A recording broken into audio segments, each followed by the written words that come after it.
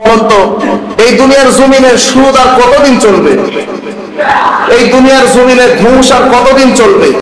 আমি আপনি যদি তাকে ভালো করার জন্য একটু কথা বলতে চাই, তাহলে সে বলে স্বাধীন বাংলাদেশে যার যে ইচ্ছা মতো চলবে, আপনার কি? তাহলে আসুন, এই যে আজকের মূল আলোচনার বিষয় হচ্ছে লজ্জা শরম এই দুনিয়ার জমিন থেকে উঠে গেছে। কি হয়েছে? লজ্জা শরম এই দুনিয়ার জমিন থেকে উঠে গেছে। আজকে প্রত্যেকটা মানুষ দেখবেন, আজকে নারীরা খোলামেলা পোশাক পরে, নাকেট পোশাক পরে দুনিয়ার জমিনে তারা শত শত পুরুষ, হাজার হাজার পুরুষদের ভিতরে তারা নাচনা গানা করতেছে, এবং পুরুষরা তাদের হায়া শরম লজ্জা বেঁচে খেয়ে ওই নাচগুলো তারা দেখতেছে। উভয় কিন্তু গুনাহগার। কি উভয় কি তারা গুনাহগার? সম্মানিত হাজিরিন, আল্লাহ রাব্বুল আলামিন যে বললেন, তোমরা যদি ভালো কাজ করো আমি তোমাদের উপর কৃতজ্ঞতা প্রকাশ করব, তোমরা আমার কাছে আসতে পারবা। কিন্তু আজকে দুনিয়ার জমিনে মানুষ মানুষের মনোভাব নিয়ে চলাফেরা করতেছে, ইচ্ছা স্বাধীন মতো চলাফেরা করতেছে। আমি আপনি যদি তাকে ভালো করার জন্য একটু কথা বলতে চাই, তাহলে সে বলে স্বাধীন বাংলাদেশে যার যে ইচ্ছা মতো চলবে, আপনার কি?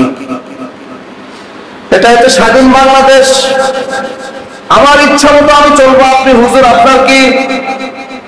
আল্লাহ রাব্বুল আলামিন বললেন, ইম্মা শাকুরা ওয়া ইম্মা কাফুরা, তোমরা কৃতজ্ঞতা প্রকাশ করো দুইটা দিয়ে।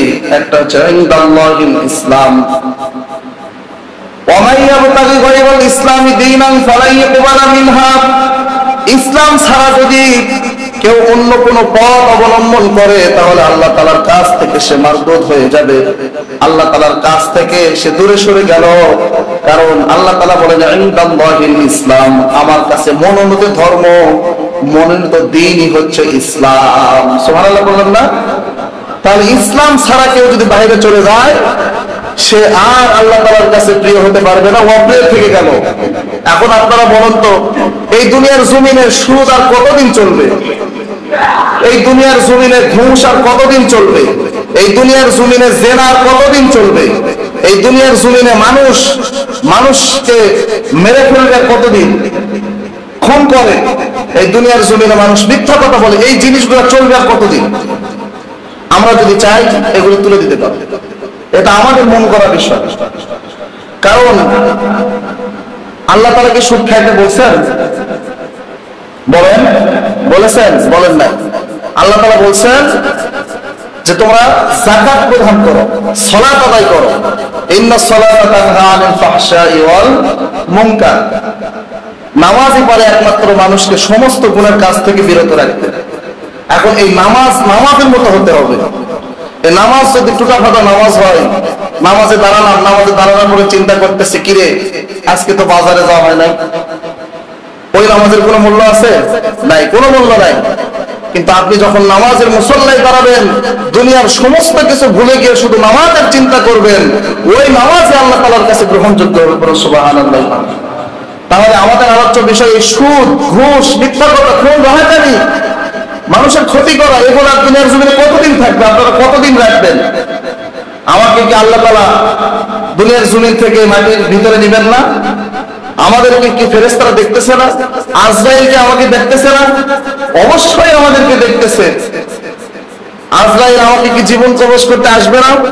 আজরাইলকে আমার জীবন নিতে আসবে না? অবশ্যই আসবে।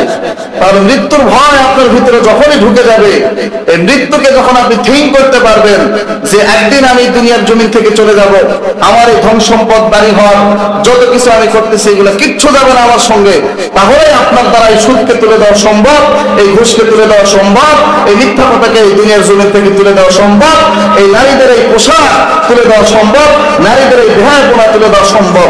যদি আপনি সম্ভব না করতে পারেন, তাহলে আপনার দ্বারা দুনিয়ার কিছু করাই সম্ভব। আমার কথা বুঝতে পারছেন? সোজা ডাইরেক্ট বাংলা কথা। আপনি যখনই ইসলামের ভিতরে হতে বললাম, ইয়া আইয়ুহাল্লাযীনা আমানু দুখুলু ফিস সিলমি কাফা, আপনি এক পা দিছেন ইসলামের ভিতরে, আর এক পা বাইরে রাখেন, তাহলে হলো? আমানু দুখুলু পরিপূর্ণভাবে ঢোকে, পরিপূর্ণভাবে। এক পা বাইরে, এক পা ভিতরে দিলাম, ওই ইসলামের ভিতরে ঢোকার কোনো মূল্য নাই। দুই পা দিয়ে আমাদেরকে ঢুকতে